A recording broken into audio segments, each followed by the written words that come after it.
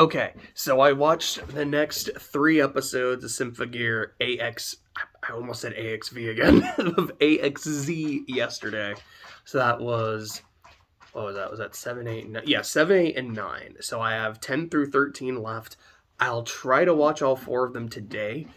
With the last couple seasons, I've only had the last 3 episodes to marathon, 11 through 13. And usually, I mean, like, it's Symphogear. Usually the whole season is filled with crazy over-the-top bullshit, and these last few episodes were no exception.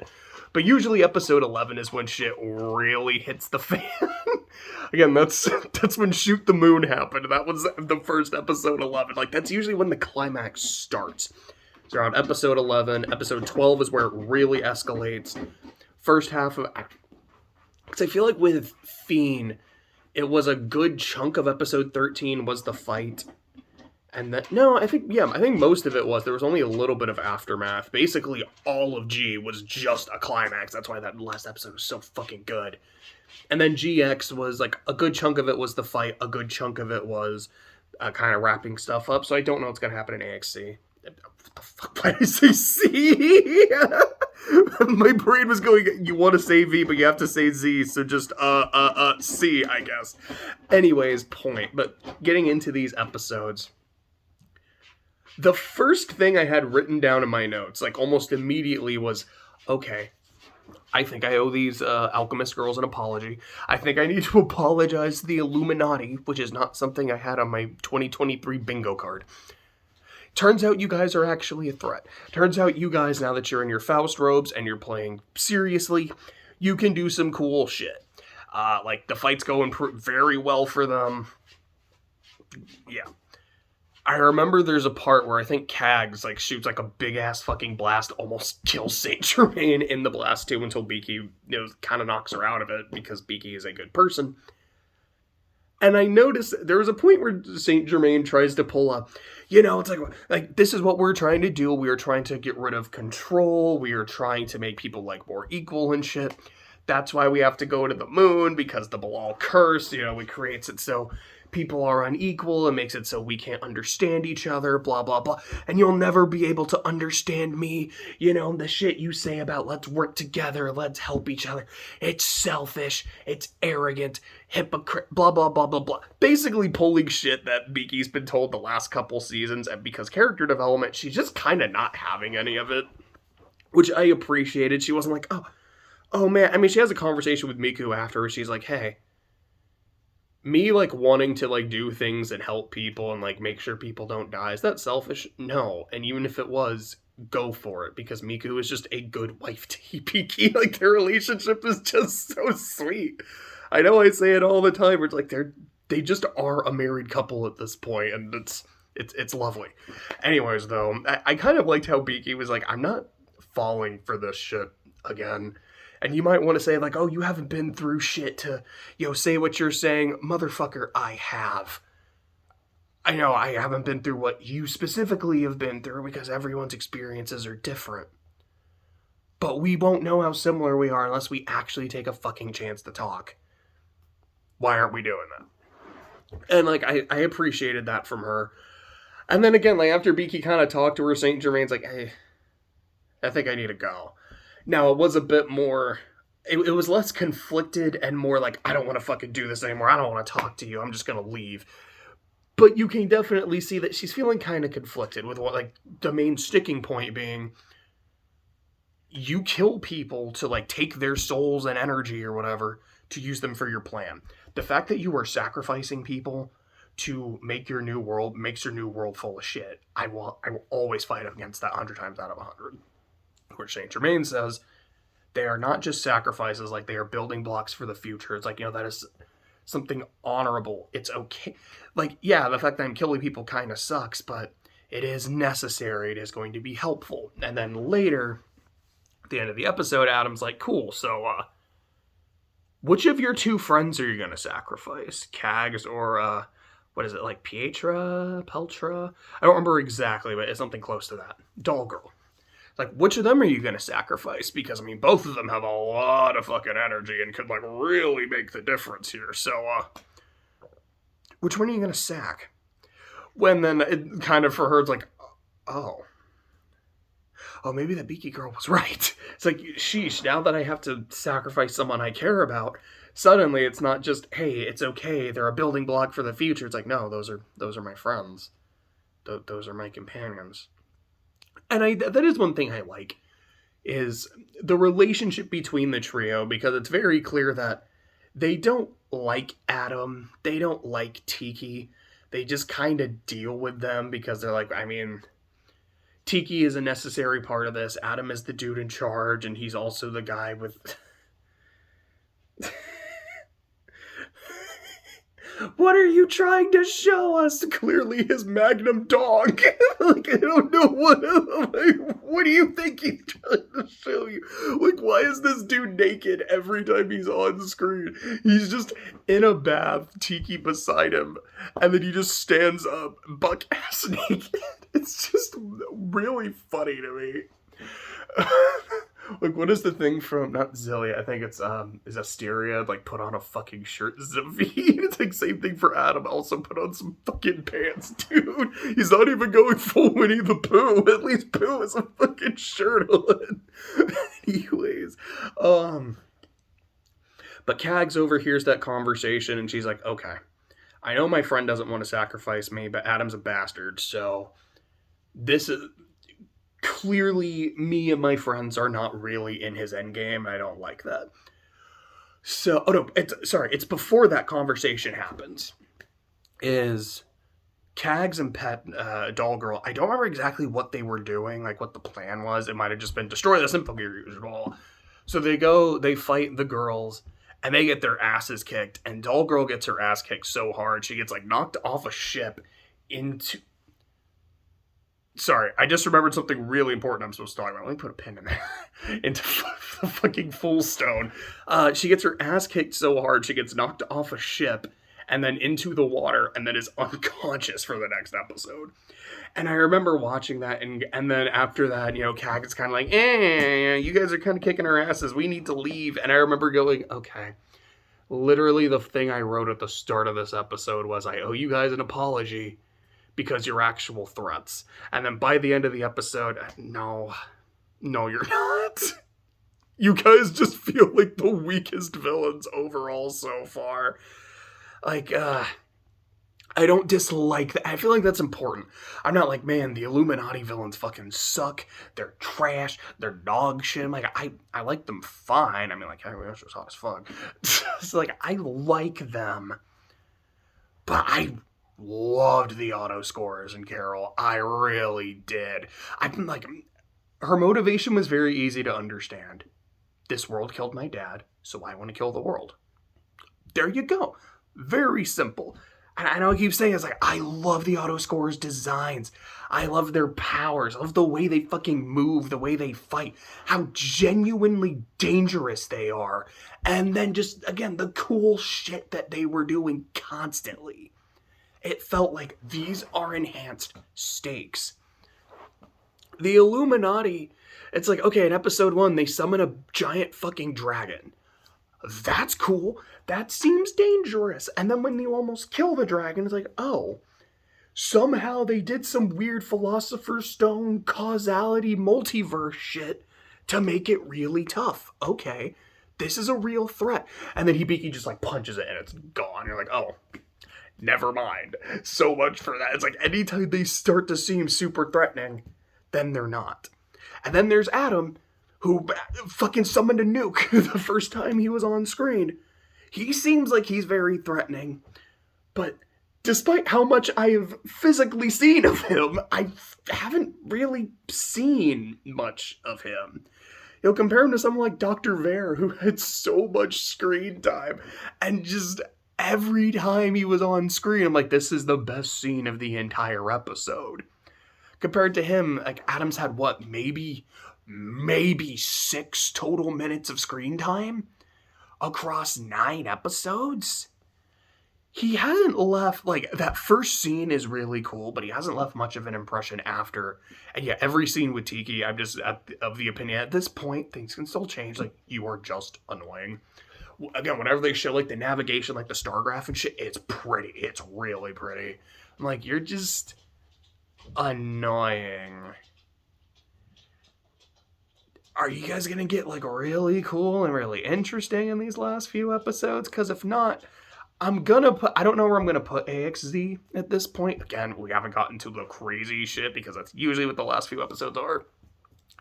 Because there've been a lot of real fun, crazy shit. Again, the fucking missile in the helicopter in the first episode. That's one of my favorite Symphogear moments. Like, that whole fight is really cool. It's fantastic.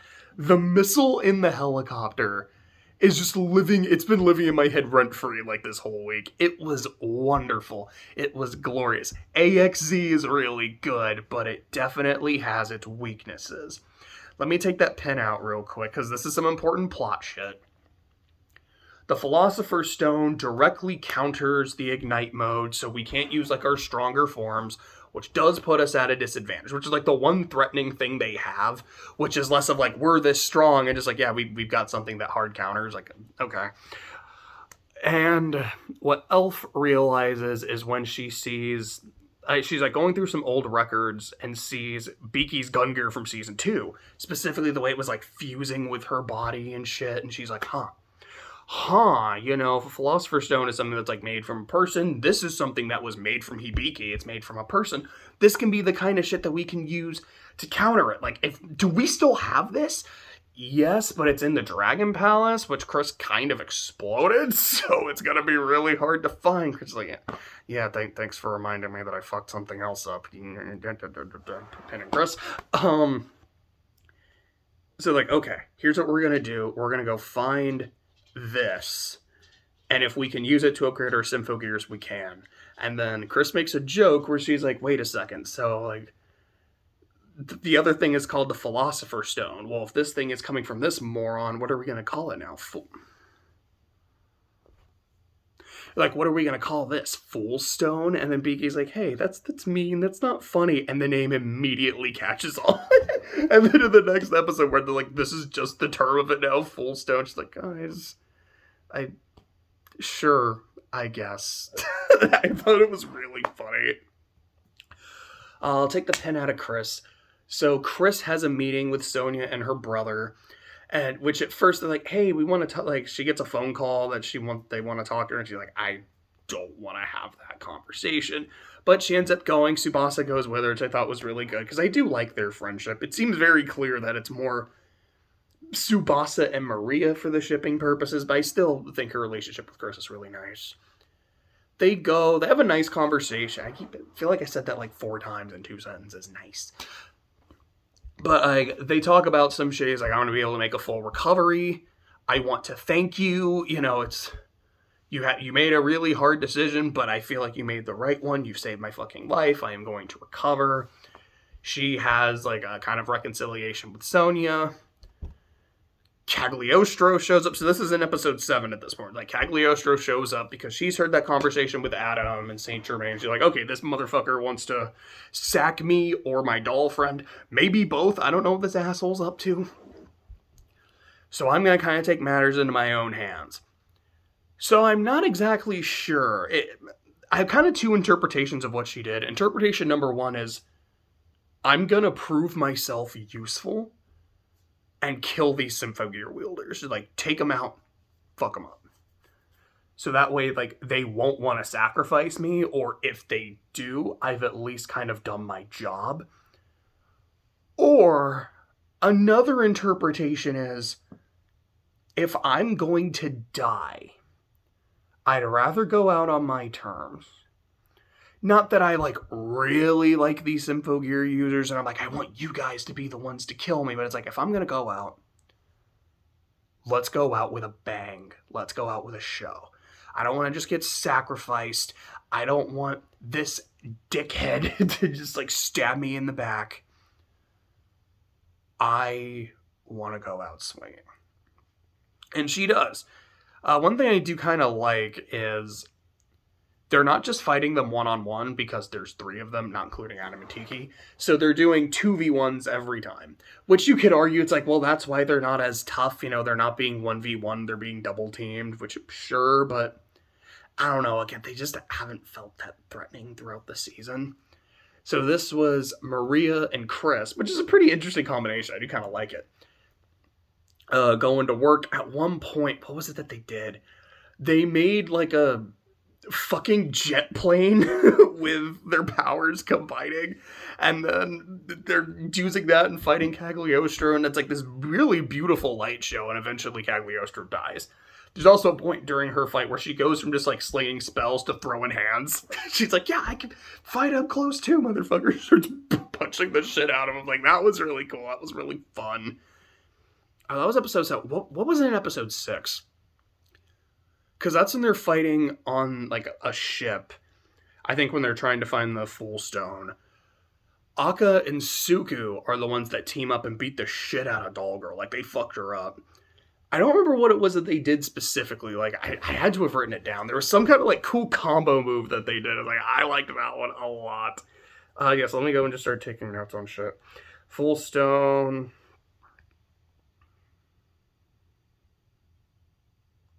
The fuck does that say? Sacrificing your friend, blah, blah, blah. Sonya, and Chris wanting to talk to her. Oh, right! So, the fucking training. So there's a whole training segment, I believe it was in episode 6, where Genjiro's like, okay, we now have a plan with the Full Stone thing, but just because you guys get a shiny new upgrade, or something that lets you use your previous upgrade, does not mean you're automatically going to win a fight. You can't put all your faith in trinkets. You still have to be strong. You still have to be able to make decisions yourself. Makes sense. So for training, at first, they're just, fighting some Alkanoids in a simulator, and they beat the shit out of it. And then Genjiro just shows up. He's like, now you guys fight me. And he fucking 1v6s and kicks their ass. Beaky's like, Master, I'll fight you. Blah, blah, blah, blah. And he's like, you're fucking trash. And then just like fucking throws her like 70 yards. There's a part where Chris just shoots him with a bunch of missiles, and then he just grabs all of the missiles, throws them back at her, and they blow up in her face. And then Tsubasa's like, okay, what have I learned from this? Just running in without a plan will get us killed. Like, if you just run in against Genjiro, you're going to get your ass whipped. This dude is just that strong. He is just that prepared. He is that well-trained. I need to, really think of what he's trying to teach me. I also really want to rush in and just fight him, because this is kind of cool. I think she does give into that side of her, too, which I thought was really entertaining. And since I'm talking about that, I should talk about at the start. So that's episode 6. At the start of episode 7. No, maybe the training with Genjiro was episode 7. Yeah, I think it was. Because at that point, we got the Full Stone, we've got these upgrades, or we're about to get them upgraded, so let's do some training. Because at the start of episode 8, Suku and Tsubasa are doing, duo training against Ogawa, who's just doing crazy ninja shit. At one point, Suku cuts him in half, and she's like, holy fuck, I just killed him. Everyone's like, holy fuck, you just killed him. And then he turns into a log. Ogawa to me is not as badass as Genjiro, but he's still a bad dude. Him fucking curving a bullet against Dr. Vare in season 2. That was some goated shit to me. I loved it. Oh.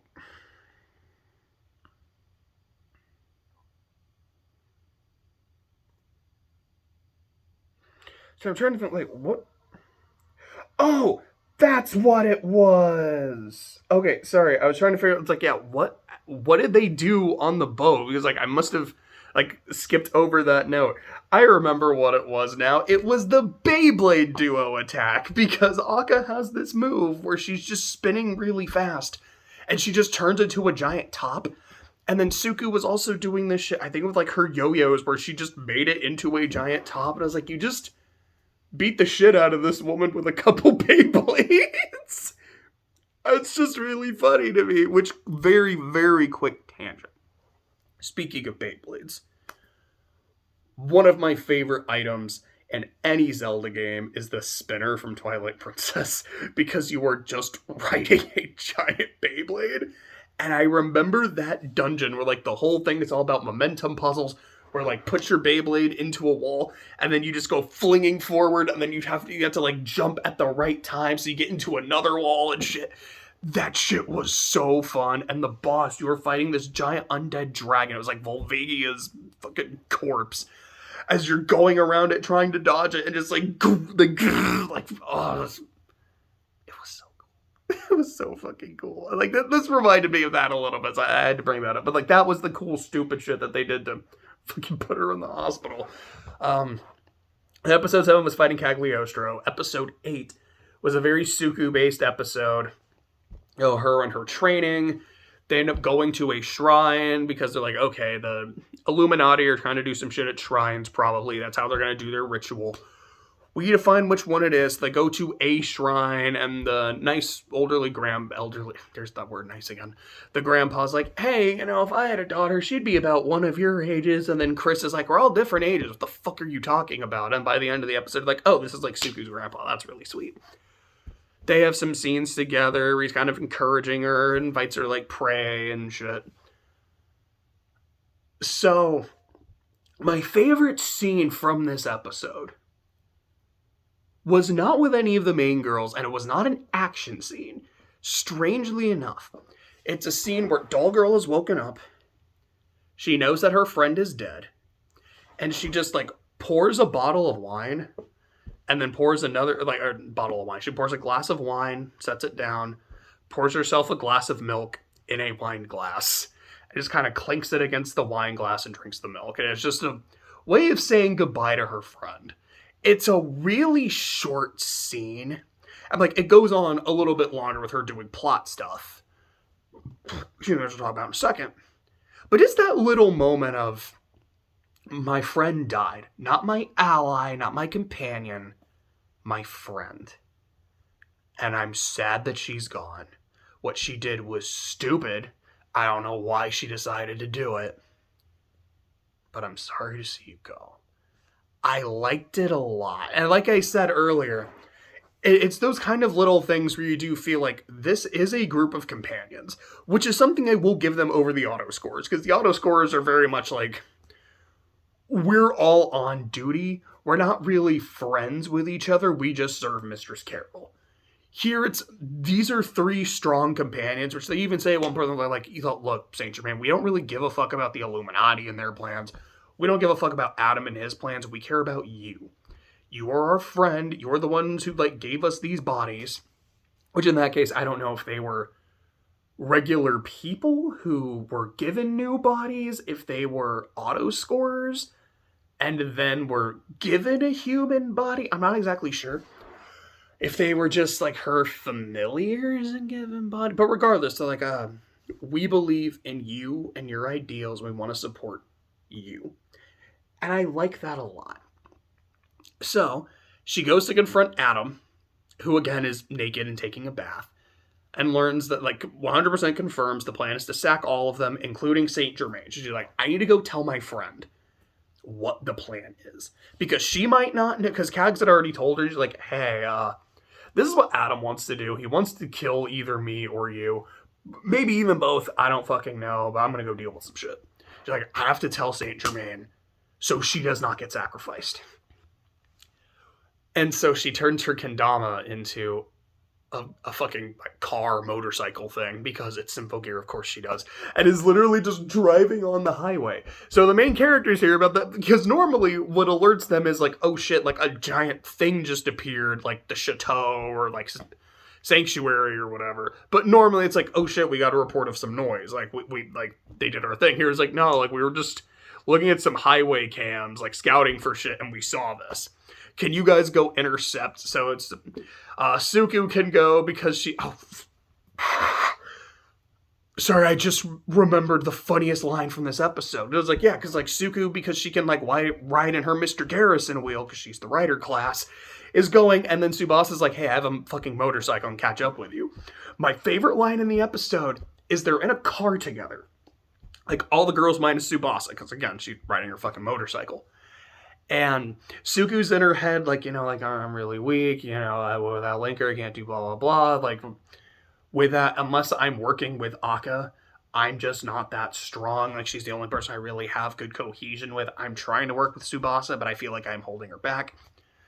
And there's a point where Akka's just kind of like, hey, are you all right? Like, what's up? The way she asks it, I think I actually wrote the line down because it was so fucking funny. It was, are you getting car sick? It's like, are you getting car sick because you aren't riding a saw? Which, I was like, I quoted it to Clay. I was like, can I tell you the best line of this episode? Because it makes sense in context, because that is her vehicle. She is literally riding in a giant buzzsaw. She does it all the time. Like, it makes sense to ask it, but out of context, like, what the fuck? I got a really good laugh out of that. But she is riding her saw. Subs is riding her bike, and they catch up to Doll Girl, and she's like, I don't want to deal with you right now. Like, she's trying to contact her friend telepathically, but Adam is blocking her because I guess he can do that. And essentially they're fighting on the highway. Like, they literally do that thing where, like, the car is in the middle, and then, like, they're trying to kind of, like, this car is getting her on this side, this car's getting her on that side. Like, pull over. Fuck you. We're not going to let you do what you're trying to do. She's like, I'm just trying to talk to my friend. But that's the thing. She doesn't actually say that. It's like, get away from me. You won't stop me from what I'm trying to do. And I'm like, poor communication. Like, man, if Hibiki was here, this wouldn't be happening, because Biki is all about communication. Be like, wait a second. Like, you're not summoning noise. You're not active. You're only attacking because we're here, which makes sense, if we're actively trying to stop you. What the fuck are you trying to do? But of course, Biki isn't there, so there is no communication to be had. There is a point, of course, where they combine Tsubasa's bike sword, because she can bike sword. You gotta remember that happens. With the buzzsaw, and they make what I can only describe as, like, the RC car from Toy Story. That's what it looked like. Obviously not that color scheme. It's like, what the fuck? This is awesome. And yeah, they essentially just run her over, and she fucking dies. And the entire time it's like, this happens, or this big explosion, like, yeah, we kicked that alchemist's ass, like, fuck the Illuminati and everything. And the whole time I'm thinking, this is what we call dramatic irony. Because for the protagonists, this is a genuine win. This is someone who's been a thorn on our side all season. She's kind of fucked with us a few times. Not ever really fucked us up, but she's fucked with us. We don't know what she's up to. It can only be no good. And we got rid of her. We took care of the problem. I see this as an absolute win. But as the audience, you're like, she was gonna betray the other dude and possibly talk to someone else and be like, hey, we need to not work for him anymore. So you honestly, this is not a net gain of getting rid of an enemy. This is a net loss of one ally. Possibly a net loss of two, because not only was she going to go talk to Saint Germain and possibly flip her, maybe not, but possibly, now you've killed both of her friends. So she probably doesn't want to work with you. She also doesn't know of the plan to sacrifice her, and maybe she does and just doesn't care. But it's like, yeah, you kind of lost the only leverage you had. This is not the win you think it is. Like, ugh, yikes. But, it's just fucking highway fight, sword car, Kendama car. Oh, it's fucking wonderful. What does that say? I just wanted to see if I'm missing anything. I don't think so. I was like, what the fuck does that say? Oh, it's just saying that pets, which what I was calling the doggers, it's like Petrella or something. I was like, she ain't doing so hot because she got her fucking ass whipped by Akka and Suku of all characters. But yeah, those were those last 3 episodes. So I've got 4 more left. Like I said, I plan on finishing I almost did it again. AXZ for Zoro. I plan on finishing that today. Probably recording it tomorrow.